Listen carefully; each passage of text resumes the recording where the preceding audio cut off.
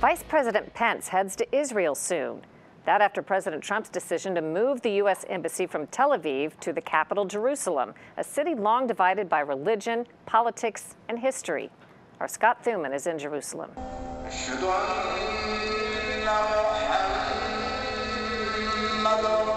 In whatever form it takes, prayer is at the center of Jerusalem's story. This ancient city, settled 3,000 years before Christ, is important to three religions. For Jews, the focus is the Western Wall, a relic and physical link to one of their faith's earliest places of worship. For Muslims, Jerusalem is home to Islam's third holiest site, from where the Prophet Muhammad ascended to heaven. And for Christians, this is where Jesus was crucified and resurrected. It's because this city is so integral to three major faiths and millions of followers that Jerusalem has found itself destroyed at least twice, besieged dozens of times, attacked over 50 times, trading hands by empires in passing. 70 years ago, the State of Israel was formed, but not accepted by all of its Arab neighbors. In 1967, Israel fought Egypt, Jordan, and Syria in the Six-Day War, gaining territory and effective control of Jerusalem. Another brief but bloody war in 1973. Arab states fought back. Though Israel prevailed, its leaders came away understanding they might not continue winning wars against surrounding Arab states. 5 years later, with America playing the role of mediator, an historic agreement. The Camp David Accords framed Israel as most of us know it, with a process to recognize the rights of Palestinians within 5 years. The Palestinian issue is still part of the problem with Jerusalem, and to a degree, where the Middle East peace issue still lies. In September of 2000, Sharyl, a famous Israeli military leader and eventual prime minister, made a visit to the Temple Mount that inflamed the Palestinians and began rioting and an ongoing uprising that lasted over 4 years and killed thousands. It was called the Second Intifada. Now, some believe President Trump's decision to move the U.S. Embassy to Jerusalem might trigger the third. Palestinian leaders called for 3 days of rage. While there were demonstrations and minor violence, so far mostly words, not war. Tzipi Livni is a member of the Israeli parliament and former foreign minister.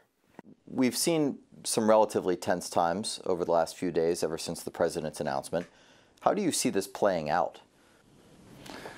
You know that basically, as an Israeli and a Jew, I was more than pleased. I understand that in Israel it created joy and gratitude. On the other side, you can see some frustration. But I do believe that the future would be defined not by the statement or the declaration, but the decisions that the leaders need to make right now. And I hope that the agenda would not be hijacked or taken by the extremists in the region and the religious, ideological, Islamist groups in the region. That then leads right into the question of people who claim that perhaps this may spark the third intifada. The president's decision may do that. Is that possible? It's possible, but I hope not. And this is why I also said that I say that this is the role of leaders, because I believe that statesmen coming from Israel and also from the Palestinian side are very important. And the president made it clear in the declaration that what he's doing is basically describing the realities. And he said in his speech, and this is a very important message, saying that this declaration doesn't prejudice a future final status agreement, that it's not about the borders between Israel and the future Palestinian state, or the boundaries of Jerusalem, or the sovereignty of Israel in Jerusalem. And this is the message that we should put a spotlight on today, saying, okay, yes, we have this declaration. Jerusalem is the capital of Israel for many years now, since 1949, and yet let's negotiate.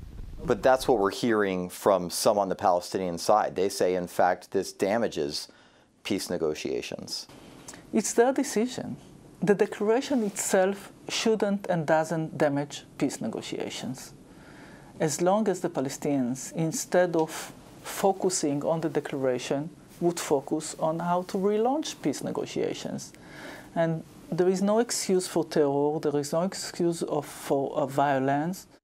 Livni admits almost none of this is sitting well with the Arab and Muslim populations, and as a result, we have seen some rocket fire over the last few days. So in the coming weeks, we'll take a closer look at this issue from the Palestinian side as well. In Jerusalem, I'm Scott Thuman for Full Measure.